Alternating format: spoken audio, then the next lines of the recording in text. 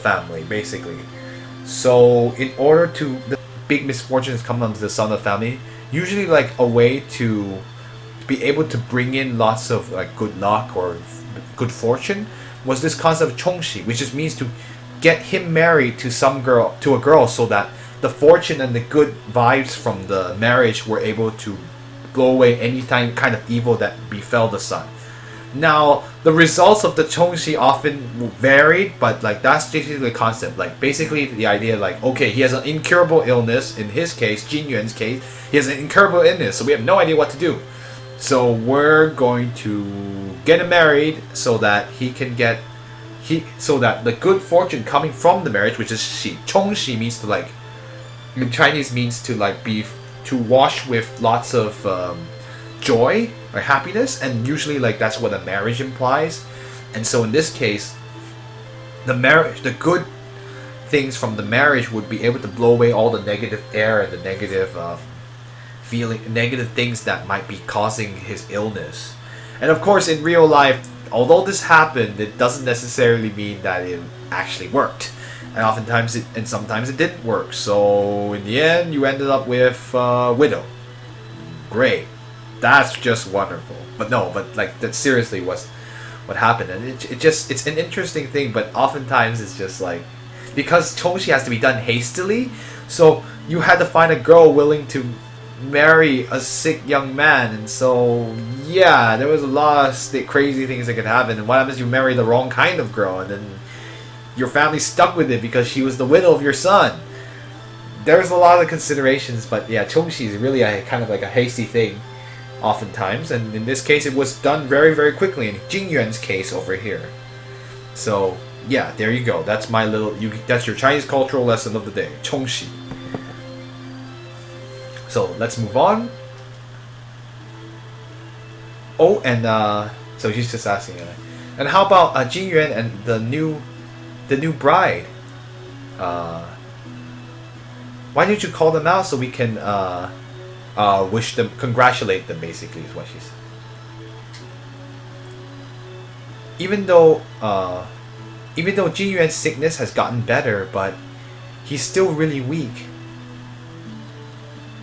So, and recently, this month, for this month, let's see what she say. I've had him stay in the room in the rear flower garden to get better. Oh, can we go see him? Of course you can. Why don't you go see him, and he'll definitely be happy. This country bumpkin has never seen the let's see, what is the power of an actual official, I guess is what she's saying, but she's implying that he has never seen the house of an official before. I'll go ahead and take him around for a look.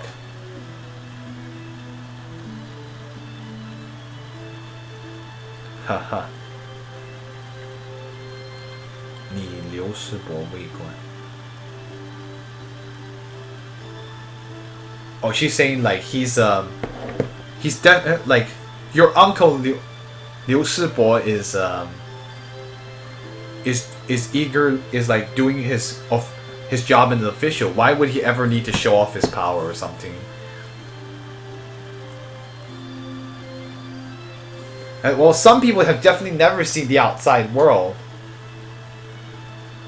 All you can do is scold people. Do you think I'm some frog in the well? Okay, here's another Chinese cultural lesson you get to learn today. 井底之蛙, which means the frog at the bottom of the well. So this is actually an idiom, and it's a very common idiom. And let me think, how do I explain this? Ah, yes. Basically, it's a story of a frog that was on the bottom of the well, and all he saw was the top of the little hole in the top of the well. And for him, that was he thought the entire world, and that was all that was it. So he says like the moon that's all there is. And then people would talk to him and say, no, there's more on the outside world. Why don't you come out of the well? Like, and then you say like, no, you're lying. That the world is only that big. And so basically, to be a frog at the bottom of the well means like you have never seen like outside your own sphere, so you don't really know what's the outside, the rest of the world is like. And yeah, it's just basically a way to describe some of a very narrow perspective. And so that's what Xiao Yao is complaining about. He's saying like, hey, are you saying that I haven't seen anything? And he's using the idiom to describe himself. And so there you go. If you hear 井底之蛙, then you know what it means. Or the frog at the bottom of the well. Yay, frogs. Well, you said it yourself. And yes, Henshi just called him out for basically calling himself a narrow-minded fool. In any case, she's gonna take us on a tour. Oh, yes! I need to, well, I don't need... 我们的后花园是要名贵的... Oh! And recently in the rear flower garden, we've grown lots of mudan, which is a type of flower, which I talked about, which is the hakubotan. I don't know what else to describe it. When the flower blooms, it's really beautiful. Why don't you go ahead and you should go ahead and take a look. What do you have to say? This is Ah Ping, who we talk. She just says Miss Lin hello and Mr. Lee hello. What do you have to say, Ah Xiang? She's the girl who wanted to... She says the same thing, Miss Lin hello and Mr. Lee hello. And anyway, I am going to give you something very interesting. Ha! It says love letter. Let's give her the love letter, because she's the one that we're looking for. This is... Oh, Ah Hui wrote this to me? Oh, thank you. Thank you. Here I have a piece of jade. Would you be able to give this back? Would you be able to give this back to Ah Hui for me? Sure. I got the piece of jade. This is yesterday when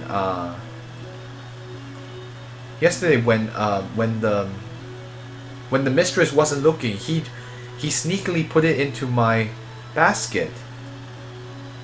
Oh, how do you know? How did you know that he sneakily put it in? That he secretly put it in? Other than him, who else could it be? Please tell him. I recognize his intent, but this kind of thing is too valuable. I can't accept it. All right. That idiot. He almost got me in trouble.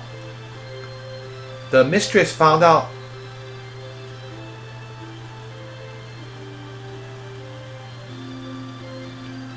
When the mistress found that piece of jade in my basket, I was almost scared to death. It's a good thing I was able to make up a story and just say that I found it in the road. She says the same thing from what I remember. Yep. All right, let's get going. All right, guard side quest here.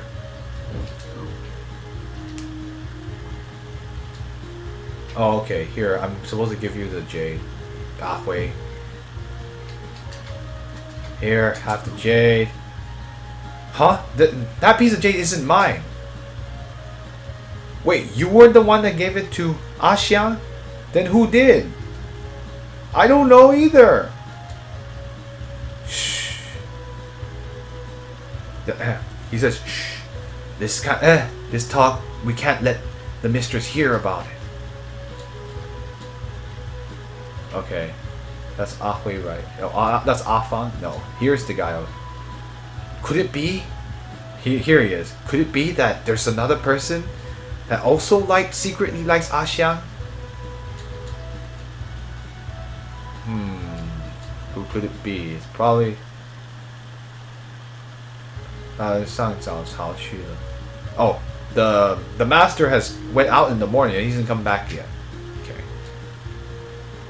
We're doing our business. It's not us. Yeah, I know, the master,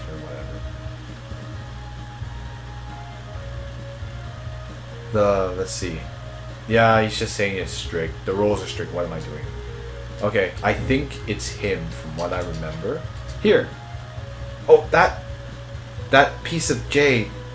I stole. It was me who secretly gave it to Axiang. Why don't you go ahead and give it back to me? Come on, as a man, if you like a girl, why don't you go tell her directly? Why are you being so secretive about it? But every time I run into her, I can't say anything. Totally understand, man. But, he's Ata, in case you were wondering. Oh, okay, he just says the same thing. Anyway, I guess I can... I think that's the end of that quest. Oh, okay. Please don't tell anyone about that stuff. Anyone about this thing. Oh, okay. Whatever, he says the same thing. Not you. Oh, okay, he just says the same thing. Let's get going. Axiang, I know who did it. The jade. So Ada gave me that jade. He also secretly likes me too. But I like the person I like is the young master. One day, I will definitely become the second wife of the Liu family. Okay, so, yes, in this society, it is acceptable for a man to have multiple wives. Generally, your station in life is not as good as a second wife. Your station in life is certainly not as good as a first wife, but it was certainly preferable to being a servant girl, which is why she's aspiring to doing that. Because he's already married, so... yeah, well, because of that, she only can have to settle for second. But yes, it is possible, and some men had 3 wives. I know this because my family has had that instance before. It's my great-grandfather might or may not have had 3 wives. By that I mean he had 3 wives. So totally acceptable back then, even up to the beginning of the 1900s. So that's why in this time it's perfectly acceptable. Cooking wife or working wife, a sickly swear.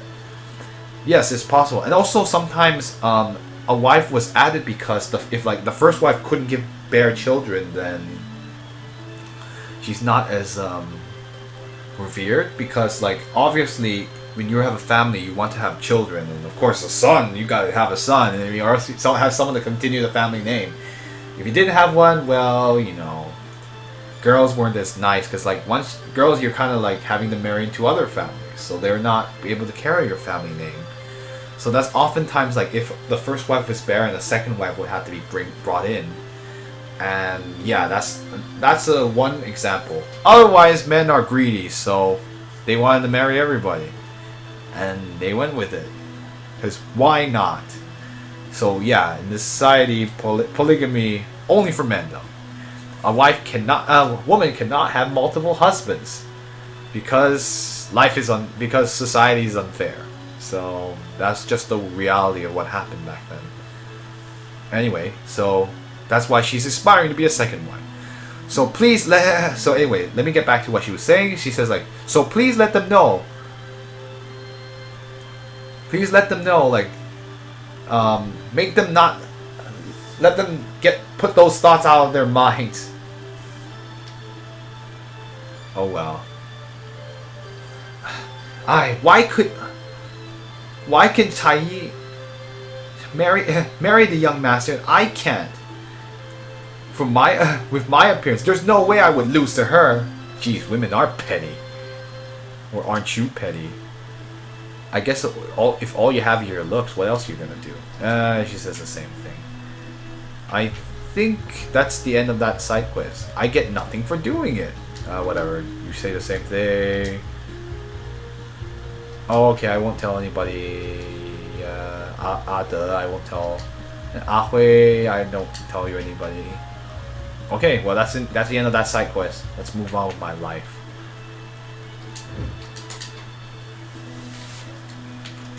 Alright, I'm actually Alright, let's see if what I can do. I believe there's nothing to talk about in the kitchen. Was it the kitchen in the back?